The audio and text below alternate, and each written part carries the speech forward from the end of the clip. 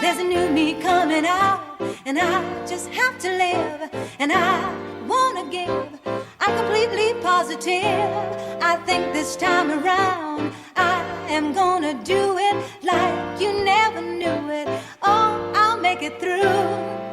The time has come for me to break out of the shell. I have to shout that I am coming out. I'm coming out. I want the world to know. Welcome to the show, Never Too Late Ever, where we focus on making the next chapter of your life the very best chapter ever. I promise. I am your host, Lorraine Hoving, and I am thrilled you are here today. This day could change your life. Open your heart, your ears, and listen. You may find a gem. Listen, a treasure that you could apply to your life today. Today, I am so excited to have Marianne with me. Hi, Marianne. Hi, Lorraine. How are you? I'm doing great. And yourself? I'm doing well. So let me tell you a little bit about Marianne. Her last name is McSpadden. So that's the husband you married. How long have you been married? 14 years. 14 wonderful years. Well, all wonderful, right? I've been married 43 years and most of them were wonderful. Yeah. Anyways, along with your husband, you own a multi-million-dollar business. Wow, not many people can say that. That's wonderful. She was born in the secluded culture of a horse-drawn buggy religious organization. When she was 34 years, she escaped her world as she knew it. Immediately, Marian was attracted to education and took a GED and later graduated with a bachelor's degree. So at that time, you hadn't graduated from high school in your religious organization? No, we were offered 8th grade. Okay, all right. She sees no skin color, and Marianne has a strong ability to bridge cultural gaps and speaks to corporate women and other groups. She believes everyone has something they are a prisoner to, and she helps people find what that is and then to break free. I am so excited to talk to you about this today because I do too believe that a lot of times a lot of us are in prisons, whether it's something like that you went through or my previous guest from last week who went through an accident and had burns on 40% of his body. But everybody experiences prisons. I would like you, Marianne, to tell us a little bit about your childhood, how you grew up, and your prison that you felt like you had to eventually break free. Well, the biggest prison was between my own 2 ears. Mm-hmm. You know, it was my mind. It was the beliefs and the emotional challenges that I didn't know how to overcome. So I was the biggest problem in this situation, but oh darn, we can't blame other people all the time. well, we can try it. You know, a lot of people do. The only thing it is we never get free if we do that. Okay. You know, we can blame other people. We have that right to do that, but we don't get to go free with it. I like that. I like that. Preach it. That's where I had to get to the place because I thought I was a good girl because I lived a pretty sheltered, secluded lifestyle. And when I speak of the culture that I was raised in, it was actually a pretty beautiful culture as far as where I lived. I had a big 400-acre farm to run around on. You know, we had our horses. We loved our horses.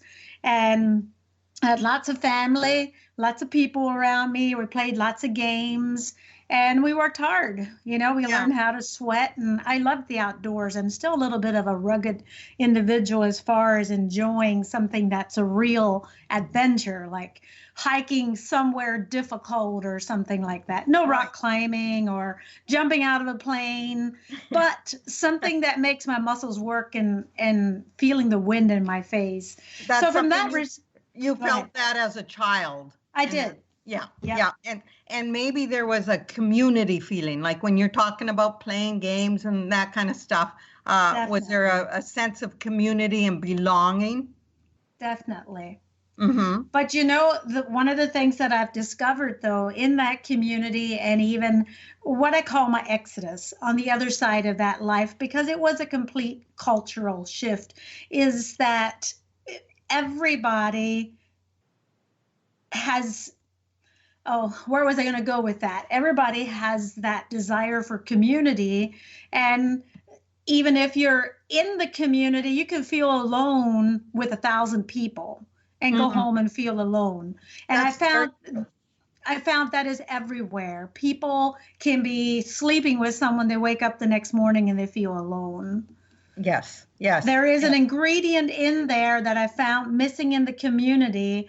And it was like when I got that major breakthrough, break free experience in my life, it took me into another culture because I found how limiting my childhood was. And is it because maybe is it like your community, but it's not intimate?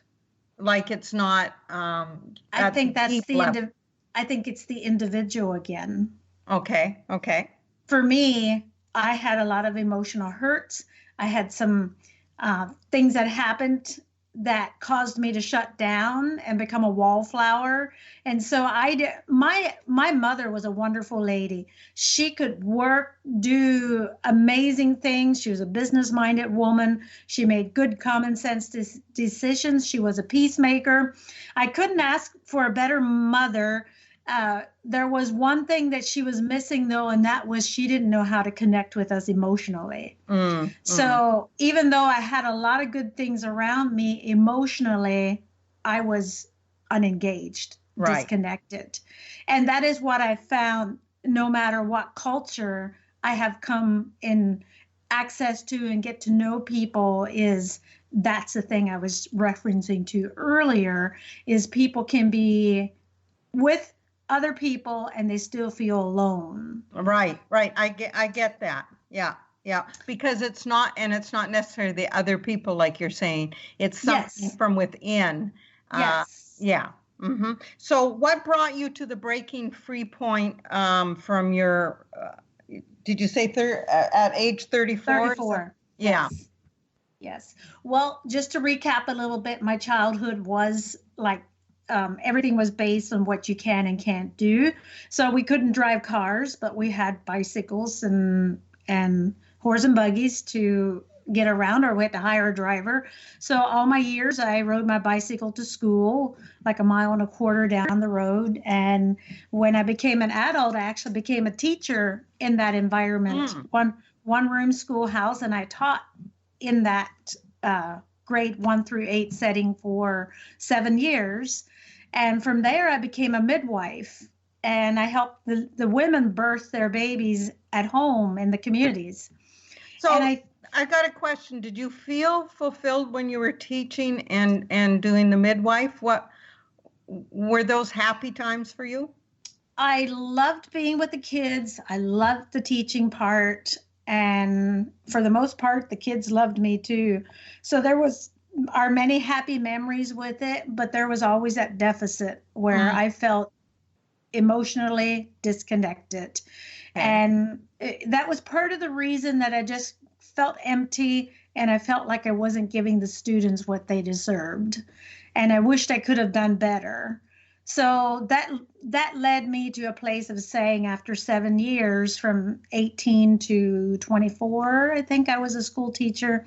And then I had a couple years of a little bit of transition. My mom was a businesswoman and she made quilts in the home. So I always had work around me. And I was single till I was 34 as well. So I never had a boyfriend, never had children or anything. So when I started the midwifery at about 28, started that business, and it grew pretty rapidly, and it was a high demand right there. I think it was a responsibility that finally just crushed me. Taking responsibility for a mother and a child in a little bit of it's a natural thing, but it's kind of a high level of emotions, and Oh, yeah. you might even say a little bit of risk to go through a birthing experience. And I think it was that weight of the responsibility and the emptiness that I had on the inside, which on the outside it looked like it should have probably been pretty good because I was being successful in every area, but on the inside I needed help. And I started feeling like I was going down, like I would emotionally, like I would physically die if I didn't get help, but I didn't know where to get help or what I would need to do different to survive this. And it just started a search on the inside. It kind of began with starting to cry, to cry out and literally cry. And there was times when I would walk the country roads by myself and just cry intensely hard, asking for help, but not knowing who to ask. And so I would just kind of cry out to the sky, perhaps God or somebody could help me. I didn't know who could help me. Right. And we're feeling empty, right? Empty. Yes, and absolutely. didn't know where to go. Don't know where to go, don't know who to ask. And a lot of times I've experienced when I've needed help, I've asked people and they didn't know how to help me. So I ended up with perhaps another wrong conception or idea that nobody can help me, and believing that there is no help. And then that makes you feel hopeless. Like, yeah. Oh, I get it. Mm-hmm. Yes, you named the very word, because when hope started coming is when I started being healed on the inside. It was like the hopelessness started turning into hope. Now I was still a mess and I had to go through some things to get free, but it was an absolute, almost like a miracle to go from that hopelessness to having hope. Wow. And I still had to walk things out. And that was the difficult part, was to actually get to the place where I could let go of enough of my culture and my nieces and nephews that I loved, and my mother. I didn't want to hurt my mother. I knew my mother would be very grieved. But I came to a place through an outside training course that took me through a program that made us talk. They had exercises, and they just, like, through the exercises, they got us to open up and talk. And pretty soon I didn't have a filter on that anymore. And I said whatever was inside of me, and I was sharing, like just you and I are talking like this. I was talking to another one of the trainees in that class. And I said, I've never told an adult this story. And when I told her my story, she said, oh, I was raped when I was 5 years old too. Right. And I dropped like a sack of potatoes, and I actually went into an unconscious state. I'd never put language to it, even though I always knew my story.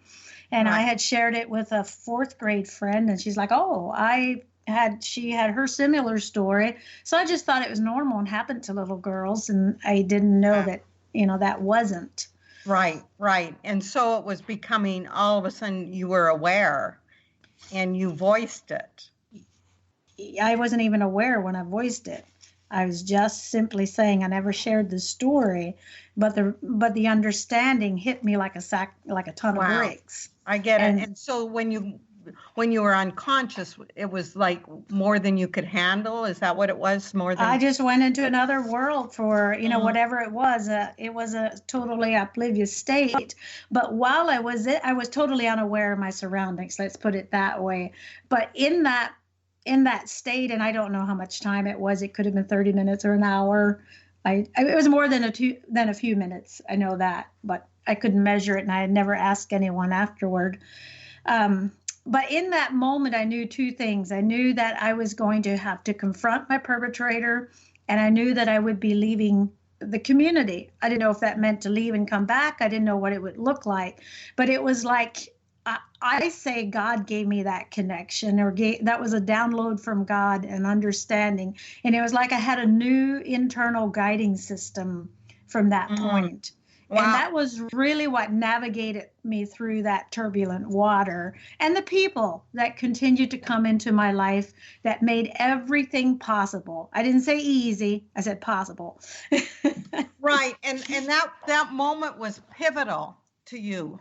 And your growth now, that was the moment for you, where you went from from that life to understanding their life